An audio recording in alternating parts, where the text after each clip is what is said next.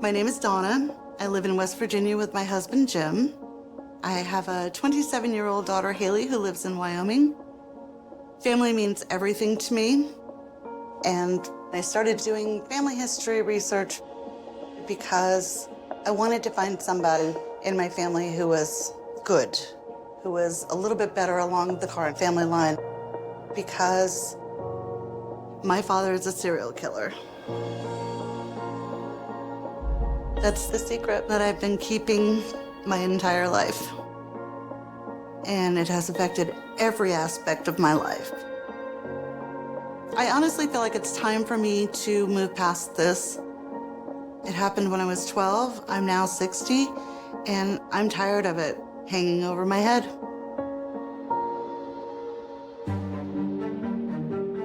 Every family has a secret, even my own. I'm Jane Seymour, and my experience proves that solving a mystery, however painful, can bring a family closer together. We've assembled a team of genealogists, historians, and researchers led by archaeologist Natasha Bilson to do just that. Solve the puzzles of the past to heal the families of the present.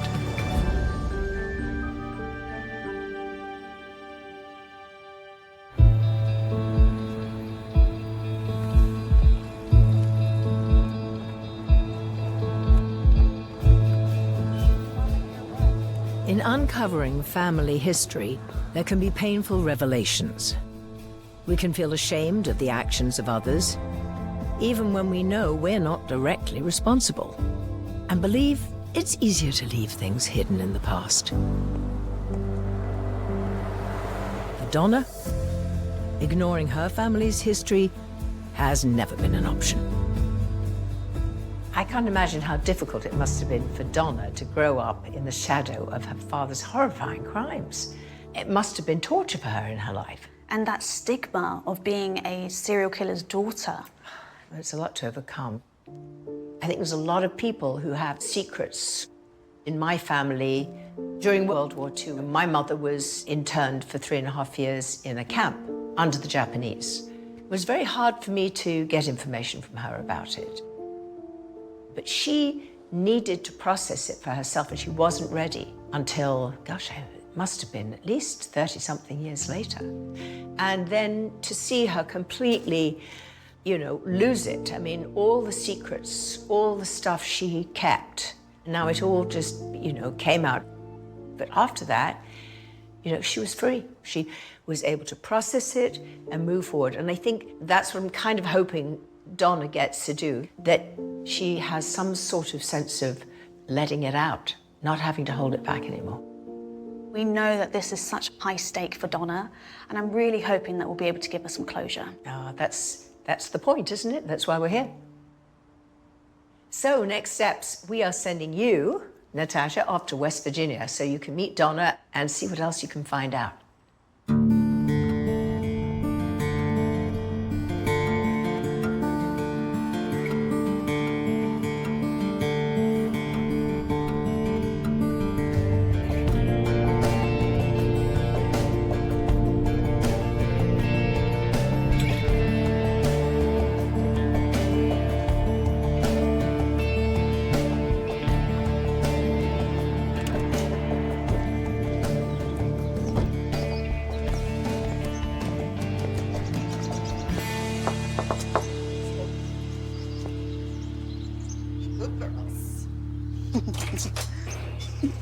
Hello, Donna. Natasha, lovely to meet you. It's nice to meet you. This is my husband, Jim. Lovely to meet you, Natasha. Hello. Oh, you're Clover. beautiful. Hello, Clover. Yeah. Donna and Jim and their two beloved dogs, Pixie and Clover, have built their home in the small town of Lewisburg, West Virginia. How long have you been married? We've been married 10 years in December. So you've been married for 10 years, but how long have you been together? I moved back to the East Coast in 2011. We met pretty quickly, so we were together for about 2 years before we got married. I sure am happy I did marry her. Donna and Jim first met when Donna's daughter from her first marriage, Haley, was a teenager. Now aged 27, Haley lives in Wyoming. She's traveling to West Virginia to visit Donna for Mother's Day and to provide some support as we dig deeper into Donna's family tree.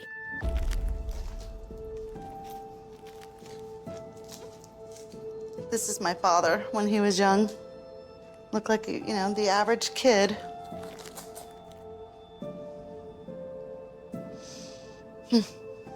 What made him change, do you think?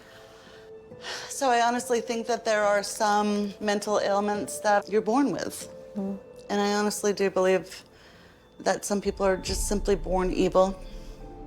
And I think my father was one of those people. In the years before Robert Carr was caught, he stayed constantly on the move, trying to outrun his crimes. For most of Donna's childhood, she lived out of her father's car as he moved their family, Donna, her mother, and younger brother, from state to state. He kept them under tight control, subjecting her mother to horrific abuse and making sure they never stayed in one place long enough to put down roots. The memories with my father, there are very few that are good. They were mostly bad. He always had an underlying anger about him. And so when I was 12, my dad was actually caught in the process of a rape by the police and was arrested. And at that time is when he decided to tell them that he had murdered 4 people, raped and murdered them. Wow. He had an author write a book, and it details quite a lot of what he did. When he had one of his victims, he said he told her he had to stop and find a payphone to call me for my birthday. Wow. And I remember that phone call. I've always felt horrible for what he did. It bothered me for a very long time. When this came out, I was no more than 13 years old, and it had already been all over the national news. It's heartbreaking to hear. It really is. And the fact that from 12 years old, you had to become an adult. Yes. I mean, every decade of your life is different growth-wise, and he has affected every decade of my life. Are you worried, scared about sharing your story? No, so for years I was afraid of sharing my story, and that was because my father was still alive in prison. He's dead now. When did he pass? 2006. You were 46 years old when he passed away, so you were living with that for 34 years. Well, we lived with it all of our lives. Yeah.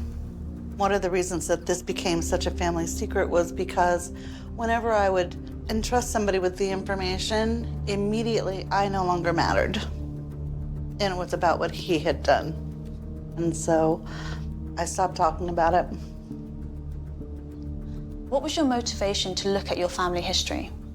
I just think that to know that not everybody in that line of family was bad, that at some point in time there was somebody that I could have looked up to. And have you found anyone that inspires you when you read their So stories? I think it's Nicholas Carr, and he would be my 3rd great-grandfather, but I haven't been able to find a lot on him. He's definitely my best brick wall. He's been tough. Donna's search began with a single clue. On her great-great-grandfather, Robert Carr Sr.'s death certificate, one name stood out: Nicholas Carr, listed as his father. This led her to the port city of Wilmington, North Carolina, where Nicholas appeared on the 1860 census. Despite her efforts, the trail went cold, with few leads to follow. With so little known about Nicholas, could he be the someone good that Donna's been searching for? As our genealogist dove deeper into the Carr line, I wanted to hear from Donna herself why she believes Nicholas might be the key to uncovering a positive chapter in her family's past. Donna, this is Jane. Hi there, really lovely to meet you. I'm very excited to meet you. Ultimately, you were looking for the good guy in your family line, right? When you first started doing your research into your family, what was your perception of the Carr line? Not good. I come from a long line of not really good men. My grandfather, he had spent time in Leavenworth prison, and I believe that was a grand theft auto charge. That must have been devastating. Did you ever get really, really depressed and just go, how come, why me? How did this happen? That's been on and off my entire life. I mean, even after my father went to prison, my mother would take me and my brother to see him in jail. However, in my teens, I had cut off communication with him, but my brother had not. And he sent him apparently a picture of me. And then for several years after that, I received very sexually explicit letters from my father from prison. My God, I'm so sorry. I mean, I can't even conceive of that pain. I think you're just incredibly brave to share this story, because if you don't process it, as you know, it imprisons you, right? It does. Hopefully that's what we're doing here, is helping you undefine yourself from that and redefine yourself as who you are. That is my greatest hope. Can you share with us a little bit about this Nicholas Carr? What do you know about him? So Nicholas, I haven't found a whole lot about him. I do know that he came over from Ireland, I believe most likely in the early 1860s. What are you hoping that you're going to find out about Nicholas Carr? In looking for Nicholas, I was always hoping to find a family man. Just somebody who had a job that he loved and was part of a community. Well, Donna, we can definitely help you. What we have our team doing right now is searching through parish records, baptismal records for your relative Nicholas Carr. But I'm wondering if you'd be open to sharing your DNA with us. It would help us narrow down the search in Ireland. Yes, I would be able to, yes. Donna had given our genealogists a few leads on Nicholas's life, but to learn more, we had to dig even deeper. Our first discovery revealed that once Nicholas arrived in America, he married, started a family, and began building a life in Wilmington. But after that, we hit a dead end. There was no record of how he got to Wilmington or when. We know he came from Ireland, but Nicholas Carr was a common name at the time, and navigating through countless records to find the right one proved to be a challenge.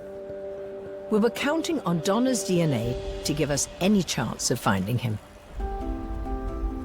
While our team searched Donna's past for someone good, it didn't escape us that there were already good people in Donna's present. Hey! Hi. Glad you're here. Me too. I see you brought your carry-on. Yeah. Trusty Steed. Hi, Hayley. Lovely to meet you. Nice to meet you as well. Your mum told me that you are a nanny. I am a nanny, and I've been doing that for 5 years now. How does that make you feel? Because don't you get to see Hayley once a year? Yeah, I love what she does, and she's doing a great job. And when she's not working, she gets to travel. I have a trip booked to Norway, Sweden, and Denmark this summer. It's my bucket list #1 trip in my entire life, and I get to go this summer. How come it's your bucket list? Well, my dad's side of the family is Norwegian, and so I kind of just want to go see what it's like. Amazing. Do you have any idea where your father's family were from in Norway? No. I was hoping this trip would trigger some interest. Yes, in family history. Yes. I've never really been a fan of history or anything, but it's something that's always made her happy. With Hayley's growing curiosity about her family history and her support for Donna, our investigation took on a new dimension. Jen Schaefer, our expert genealogist, has analyzed Donna's DNA and uncovered a crucial clue that could reveal where Nicholas lived before his arrival in Wilmington in the 1850s. Jen, I'm wondering if you can give us an update on where we're looking at for the records of Nicholas Carr. Yes. So Irish research can be just a touch tricky. There are a lot of factors that come into play. For one, during the Great Famine, so many people left and there just aren't surviving records. Another problem is that there was a fire in 1922 in the Dublin Public Record Office that has eliminated so many valuable records that we would need to do genealogy research. What have we learned about Donna's roots from her DNA? I did find something amazing in there that will definitely help this research.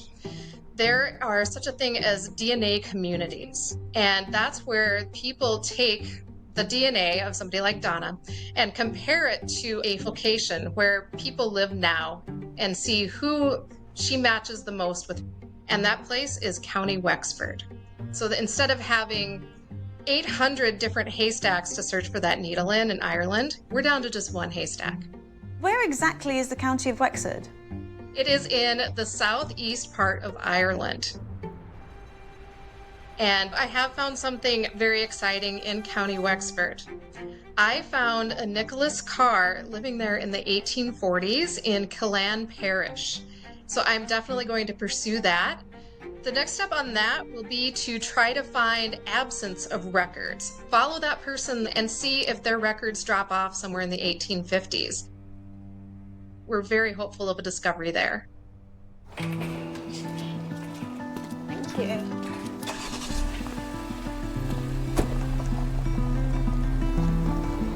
As Jen and her team dug deeper into Nicholas's early years, Natasha visited the family's hunting camp, a place where Donna has found peace after a difficult childhood. And while our researchers looked to the past, Natasha turned to the present, to Hayley. Did you used to come here as well as a child? I'm not as a child, as a teenager, yeah. Just lots of memories, doing campfires with them. It's one of my favorite places to be. It's like my home away from home. So it's really happy and quiet and nice.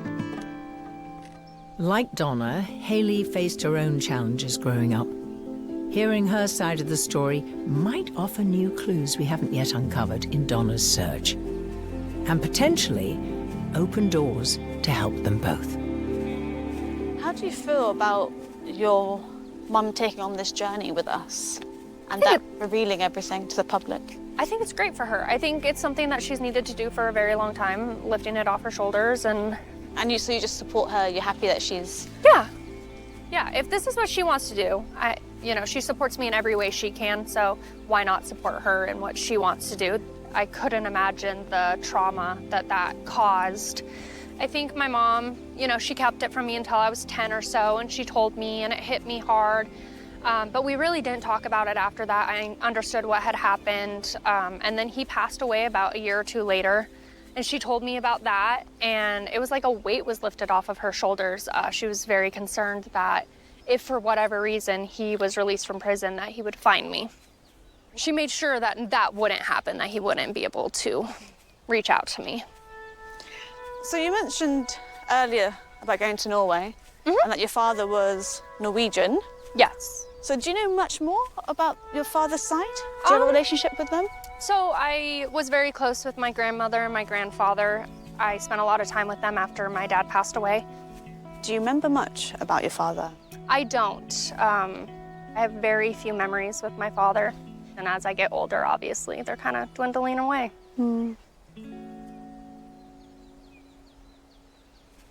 While Donna had been driven to find someone good in her family history, Hayley was never that interested in her own. But as Donna unravels Nicholas's story, it's created an opportunity for us to connect Hayley with her roots. Our genealogists have traced Hayley's paternal heritage back to her third great-grandfather, Bernard, who made his own brave journey to the United States, much like Nicholas Carr. There we go. We found your great-great-grandfather's baptism record, and we can see Bernard on there, Bernard Eber. And we can see the route that he and his family took from Norway to the US. And it probably would have taken 2 to 3 weeks. So what would have happened was he would have gone from Norway to Hull, England, and then from Hull, England, he would have traveled down to Liverpool. Liverpool was one of the main places that people would get a ship to America. So from Liverpool, they cross the Atlantic, and this immigration record shows that he arrives in North America, first in Quebec. Wow. But we also see that he then goes to Minnesota. Now, Minnesota has a large Norwegian enclave. That's where my grandfather and grandmother, I believe, were both from Minnesota. Minnesota. There you go. So the dots are starting to line up now. I'd love to show you a picture. Okay. Oh my God. Wow. So Oh my God. your great-great-grandfather was a Lutheran minister. Wow. Isn't that amazing? Mm-hmm. That family resemblance is strong. Yes, it is. That's reminds me of my grandma. Definitely your grandma. That Yeah. Norwegian look. Yes. Do you see your father when you look at that image? Yes. Yeah. Do you see yourself? That's harder for me to say. But yeah, I can definitely see the facial features matching up pretty well. Minus the beard and mustache. That is awesome, Haley. That is.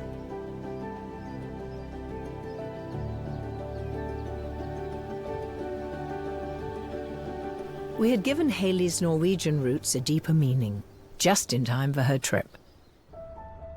Seeing Haley's excitement reminded us of how transformative these family revelations could be, motivating Jen and her team to pull out all the stops in Donna's search. But then they uncovered something that took the investigation in an unexpected direction. Hi, Jen, I just got your email. I hear you have some updates for us regarding Nicholas Carr. The bad news is that lead we had for Killann Parish was not our guy. I was able to find him still living in Killann Parish long after our Nicholas had already emigrated. However, looking at some passenger lists for famine ships, I believe I have our guy. Nicholas Carr traveled on the Golden Age in 1853, bound for New York. Well, this is fantastic news. So we've tracked down the records for the correct Nicholas Carr and now know how he made it from Eiling to Wilmington. Donna's going to be so happy to hear that. Do we know if he was with family or if he traveled alone? On the ship manifest, he is alone. Why might Nicholas have fled Ireland alone in 1853? The Irish potato famine lasted from 1845 to 1852. In those 7 years, around 1 million Irish people died from starvation and disease.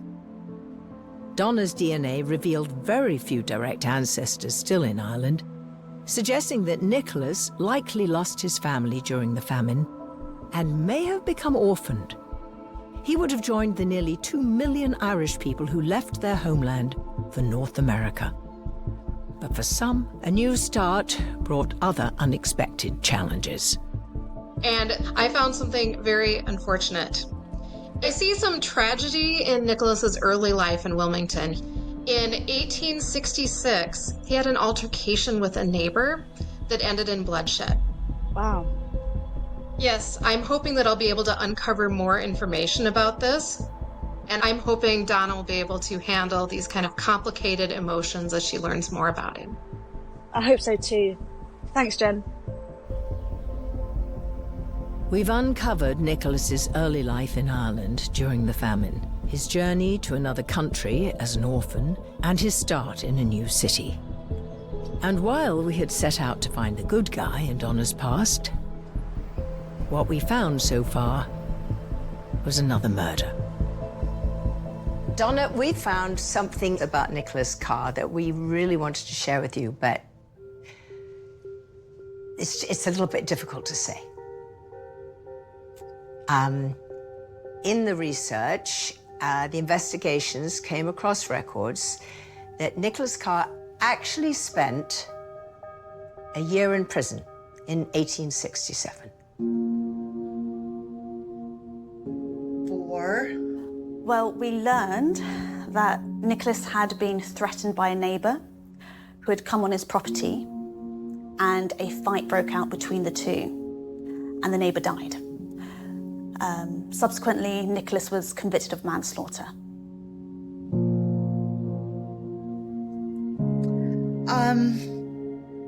Hearing that, it's a little gut-wrenching. Well, you know, we wanted to share this part of the story with you because we thought it was important, and it's an important part of Nicholas's story. And we know that at the time, when Nicholas was in jail, he could have easily escaped if he wanted to. We do have cases where convicts have successfully escaped this prison and other prisons of the same time period. But instead of escaping and starting a new life, he didn't. He stayed. Even after his young daughter died, and he still stayed in the prison and served his sentence. Even though his daughter passed, he carried on because he wanted to go back home. And we think that this may have been a turning point in his life. You know what? We're going to keep digging into Nicholas's life because we don't think this is the end of his story.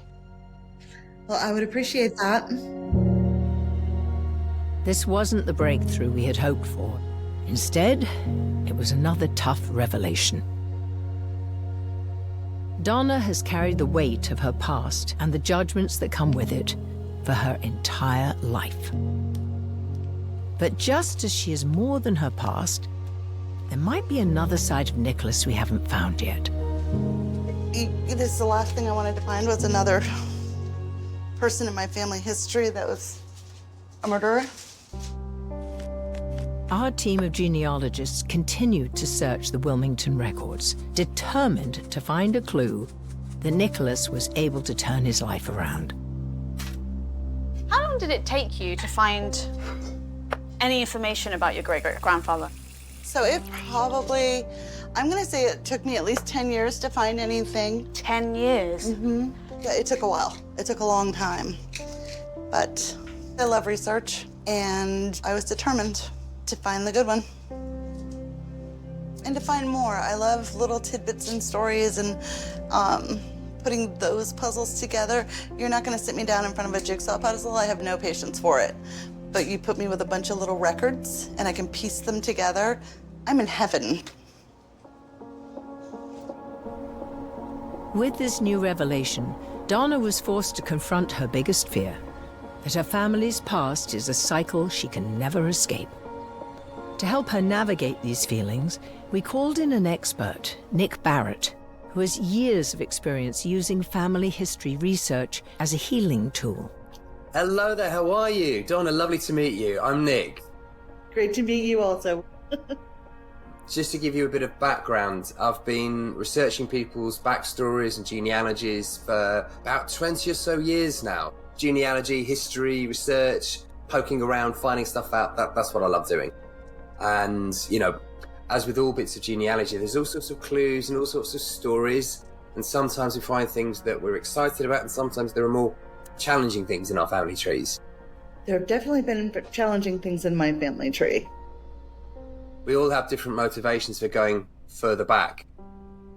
I've done some work with people who are having similar conversations with themselves, and instead of just thinking about their circumstances and that of their parents and sometimes grandparents, we encourage them to look a little bit further back and find characters that they might want to explore and emulate.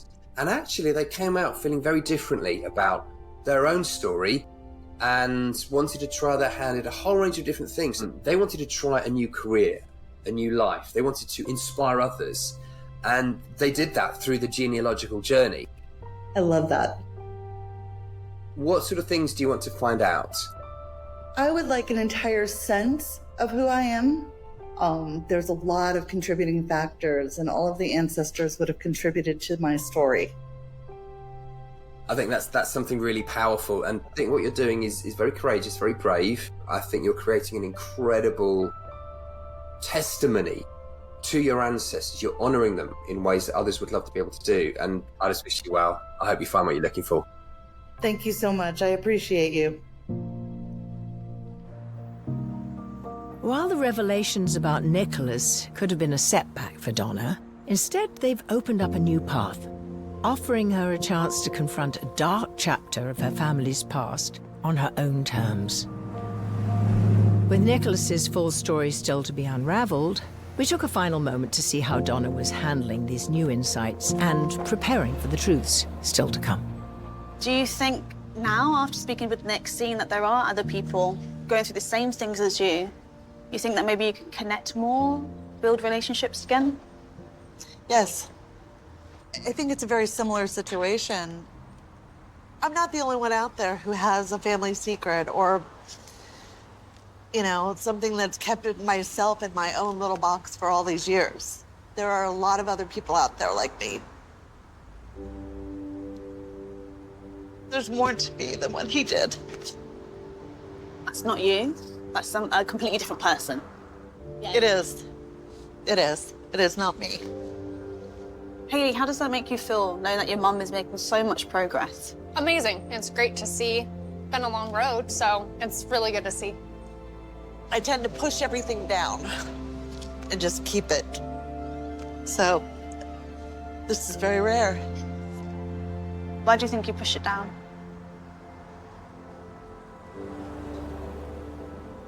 Being emotional never paid off when I was younger. In order for me to survive all of the trauma that I've been through, I had to be the strongest, the best at everything. And that meant keeping everything inside. And I don't have to do that. It's really nice to be here to support you, being able to kind of see a new you. It's different. This is new. It is very new. It is. It is new. I have one question. Yeah. Did I tell you I love you enough? I love you. Don't make me cry, please. Dang it, Mom.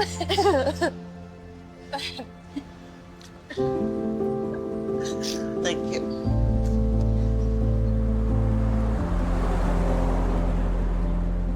Donna has begun to make peace with her past and move forward with her family in the present. But the question remains, what role does Nicholas play in her story? It's time for us to reveal the full picture of Nicholas's life and how it fits into her family's legacy. So I know you've been waiting a really long time to know more about your ancestors. Yes. Hopes, fears? No fears. Hopes, definitely.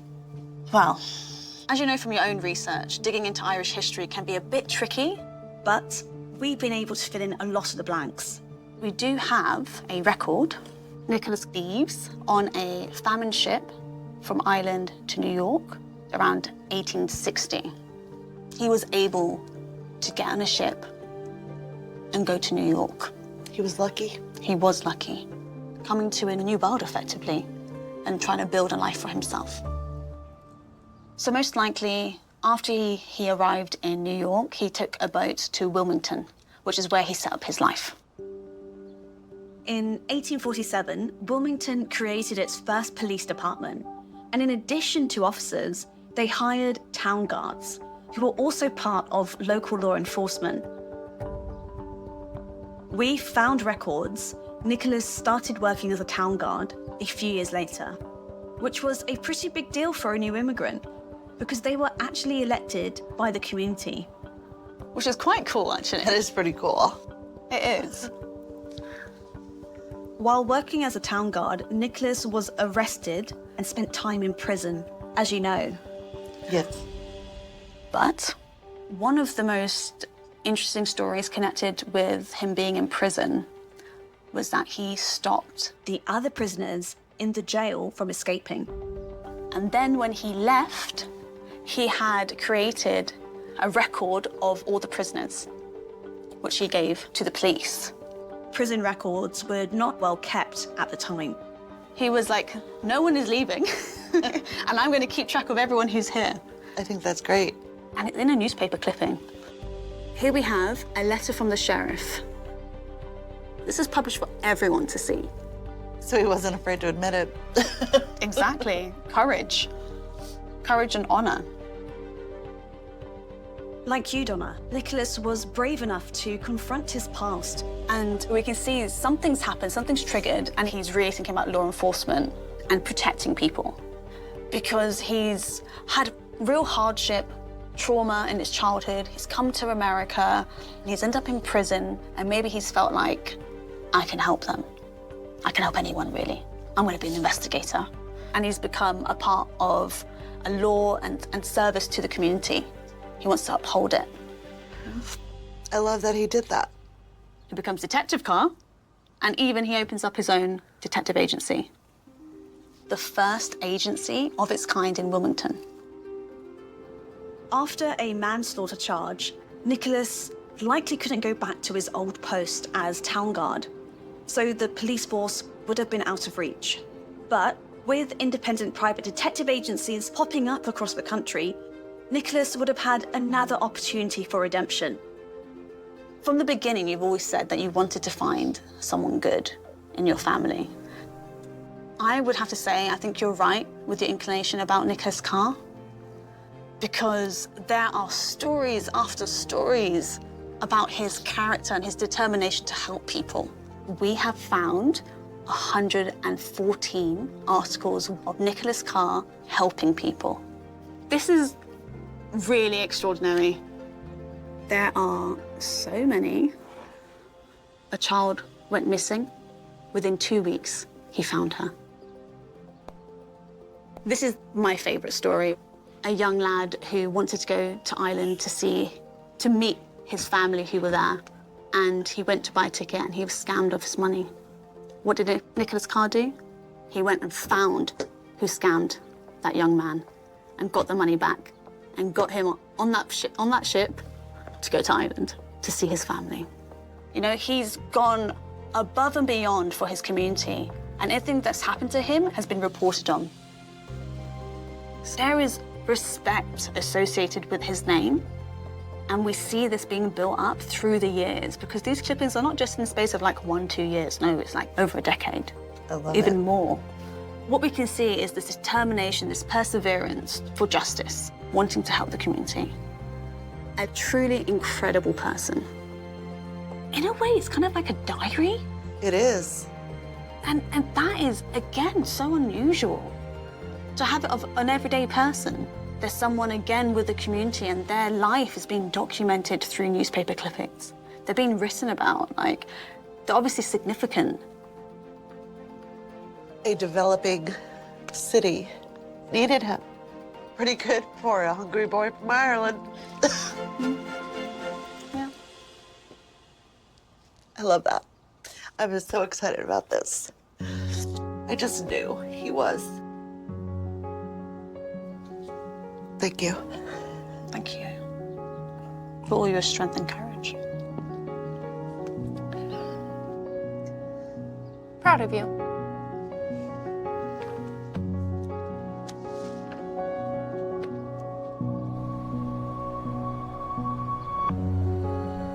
A year ago, I couldn't have done this.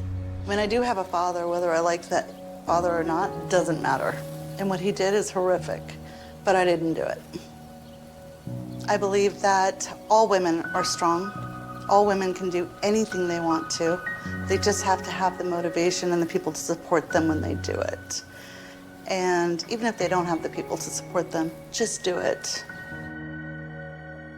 Me growing up without a father figure, anyone to teach me things, I was voracious in learning things. I learned how to build things. I learned how to work on cars. I learned how to do everything, camping. And I'm independent. I would go by myself. Haley's very much like that. She leaves next month for Europe. I'm so proud of her because she's not afraid to go and do it.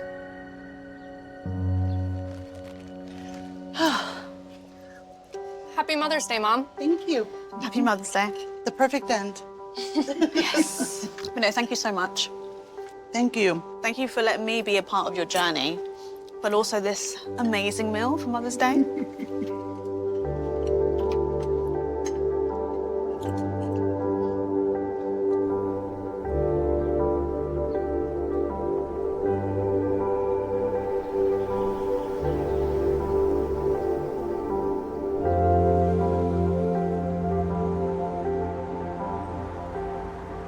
So Donna, having gone through this whole process, What are your feelings now that you've really gotten to know more about Nicholas Carr? You know, I've had to outrun this my entire life. So learning about Nicholas and finding out what kind of person he is just amazing to me. I know that he is the good one in the family line. I do. For me, my favorite part as a whole, those articles when they started calling him Nick in the newspaper, he was a human. He was a part of their community and loved. So that's my favorite part. I love that they called him Nick. Have you found closure? I believe I'm drawing closer. Learning to deal with emotions and letting it out for the first time in my life has been therapeutic and difficult, but good. Learning to feel for the first time in my life. It's huge. It is huge. It's huge, especially when everyone else, their reaction was to close down and keep secret. Well, you're an amazing person, and everything you've gone through, I thank you for opening up your heart to us and sharing the struggles that you face, but also the courage and the strength that's grown from such a hard childhood. Thank you. Thank you all for everything.